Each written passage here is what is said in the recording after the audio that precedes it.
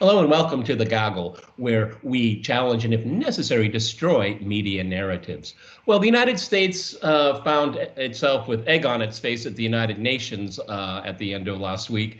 And it was all about dealing with Iran. There's an arms embargo against Iran, and the United States is pushing the international community, as it calls the international community, to continue that embargo. And it was left, I think, what was it, George? It was the United States and the Dominican Republic voted one way, and everyone else either voted against or abstained. And very importantly, Russia and China vetoed, and America's allies abstained. So Mike Pompeo went on a temper tantrum, calling it inexcusable, also referring to Iran as the #1 exporter of terrorism in the world. That is a tired description that doesn't have any real basis behind it. There are other countries that export terrorism, but not Iran. George, what did you make of it? Because, you know, the United States left the Iran deal, but says it still has a role to play. I mean, that is so illogical. It's just laughable. Okay, you walk away from agreement. Trump said it was the worst agreement ever in history, something like that. But Mike Pompeo, the Secretary of State, still wants to be a decision maker in an agreement that the United States unilaterally walked away from. Am I characterizing this correctly? It's kind of ridiculous. Yes. It's exactly right. What the United States claims is that under the JCPOA, it can actually go back to the agreement, claim that it is still a party to the agreement for one reason only, namely to get the UN Security Council sanctions to snap back in place.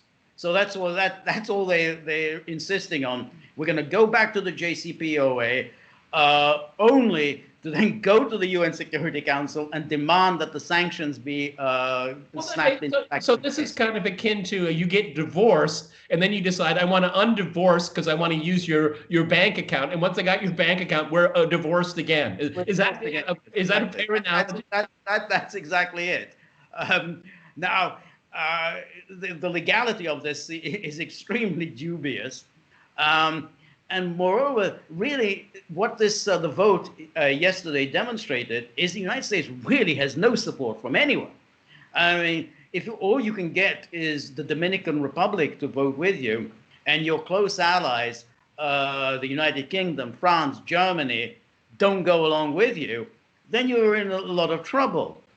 And so the attempt by the United States now to use the JCPOA in order to pressure the UN Security Council to impose all of its sanctions against Iran, it's doomed to fail. I mean, there's just no way that it can succeed, because every member of the Security Council, including all of the members of the JCPOA, will of course oppose the US measure.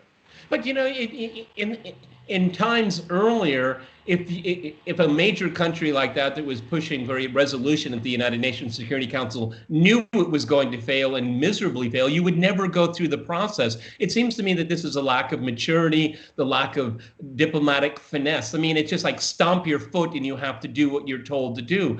And maybe that was the case maybe with the end of the Soviet Union, with the end of the Cold War. You could stomp your foot and get what you want. The first Iraq War is a good example of that, okay? And even is up to like Libya. Russia, I think, mistakenly abstained on a United Nations Security Council resolution when it came to Libya. That was a foreign policy mistake. But Mike Pompeo just seems that, he looks like he's, wants to pick up his marbles and leave the playground because nobody wants to play with him. And that's exactly what it looks like around the world. You don't want to be part of an agreement, fine. But you can't jump back into the agreement and change its terms and conditions at a whim. And everyone else knows that. Also, it's very interesting is that, we talked earlier about the United Arab Emirates and Israel establishing diplomatic relations. And of course, this #1 was to help Trump in his reelection bid.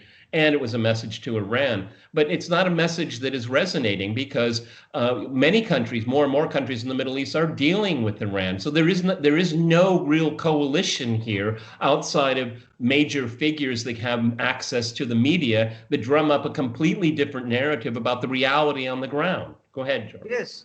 And the remarkable thing about Trump's Iran obsession, which is quite baffling, really. It is baffling. This hasn't been particularly his issue all these years. So one has to assume it's due to these Zionist donors. And Saudi arms sales. Saudi arms sales. But this obsession of his has achieved nothing for the United States internationally. The United States is more isolated on this issue than on any other. None of the other members of the JCPOA have gone along with the United States. And as we saw in the Security Council, no one is prepared to vote with the United States. It's caused a great deal of misery onto Iran, but it hasn't changed Iran's policies. Nothing has changed because Iran is still in the position to do deals with others. Now, the other day, that the United States seized ships transporting gas from Iran to Venezuela. So they can do that. What are they going to do with the Chinese? Are they going to board Chinese vessels which are purchasing Iranian oil? I don't think so. So the United States throws its weight around with Venezuela recklessly and dangerously. But that's not going to stop Iran. I mean, Iran has friends. Russia is a powerful friend. China is a powerful friend. It's not going to bring Iran to its knees. And domestically, it does absolutely nothing for Trump. I mean, Fox News may try to bang the drum that what these great victories over Iran. Politically, it's absolutely null for Trump, other than keeping various people like Sheldon Adelson happy.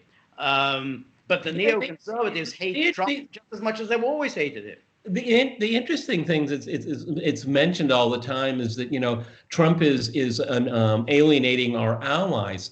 Well, I mean, it's when you have this mission of a coalition of one, of course you're going to alienate people because you're not reaching out, okay? And you're not looking at what their foreign policy objectives are. See, people like Mike Pompeo think that no country in the world has a foreign policy agenda except for the United States. And it's completely dysfunctional here. You're absolutely right. I mean, what's happened in the last, particularly in this century, the Middle East is a strategic backwater. It's a backwater. That's another one of the reasons why we had this, signing of the United Arab Emirates and Israel, because to keep the U.S. in the region, they want the U.S. to stay there. And it's a strategic backwater. Why the United States, particularly Trump, is expending such resources on Iran when it is of very little strategic importance to the United States, considering how the world is changing so much, particularly with the rise of China. Why do they stay in this backwater? Arms sales, donors, the special relationship with Israel, but none of that moves forward the national interest of the United States and its people. Yeah, that's exactly right. So Trump, when he was making his announcement of this agreement between the UAE and Israel, says, well, we don't really need to be in the Middle East. We're only there for our friends. Well, I thought your policy was America first. And if you are there for your friends, namely Israel, why don't you ask Israel to foot the bill? I mean, you're very quick to ask Germany to foot the bill for NATO, but apparently Israel just gets a freebie for American presence in the Middle East. And as you say, I mean, the energy, there's no shortage of energy in the world. I mean, there's world is awash. To go around. The world is awash with oil, absolutely. Yeah. Let's wrap this up here. I mean, the interesting thing is that I think that America's allies in Europe, they've sent a very strong signal that they're going to stay with this agreement, and maybe across the capitals of Europe, they're waiting for the Trump presidency to end. That's why it's abstain. It's not for it, not against it. It's like wait and see. We'll see where it goes. And I always say this, much to the annoyance of many viewers, the Iran nuclear deal was a good deal. I think that was the only achievement of the Obama foreign policy. And what's really sad about it is that could have been a first step to other issues, and it didn't happen. And I think that is a great strategic blunder on the part of American foreign policy elites, better known as. No, just to take up on your point about, and it's a blunder on the part of Obama, because Obama could have used that agreement as the first step of a détente with Iran, just like the arms control agreements of the 70s were part and parcel of détente. This could have been a détente with Iran, but Obama didn't do that, and therefore it was vulnerable from the start that whoever was going to be the next president was just going to walk away from that agreement. Whatever happened to, what is the phrase from the Old Testament? Blessed are the peacemakers. I guess that is an idea that just doesn't work anymore in American foreign policy elites and their allies, deep states all around the world.